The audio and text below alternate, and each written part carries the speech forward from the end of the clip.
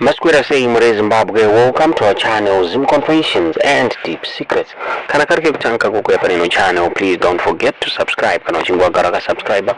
Don't forget to comment and share this video. Nas Muri Zimbabwe tawigira Nyaya yaitika ku South Africa kunzvimbo yeBenoni uko kwabatwa murume nemukadzi maZimbabweans MuBag tangari Musoro Wemunhu zvikunzi police yanga ichita a routine check up mu area yabatirwa maZimbabweans muBenoni saka zvikunzi vabva vaona murume nemuZimbabwean vachifamba vane briefcase, so hanzi they were looking suspicious, hanzi vavamiswa saka parunzi pasearch kwa their briefcase ndipo paonekwa mune Musoro Wemunhu zvikunzi mukadzi akwanza kutiza asi murume abatwa zvikunzi abvunzwa kuti angachienda nemapurisa zvikanzi angachienda nzvimbo yeMandleni irimo muBenoni kuSouth Africa zvikunzi angachiendesa kuna Sangoma muri Zimbabwe. Nyaya yatikisa vanhu vazhinji vemuBenoni nenyaya yemaritual killings ari kuitika kuSouth Africa muri Zimbabwe zvikunzi kwane rise yemaritual killings ari kuitika muri Zimbabwe. Inyaya inotyisa, nyaya inoseresa muri Zimbabwe. Police kuSouth Africa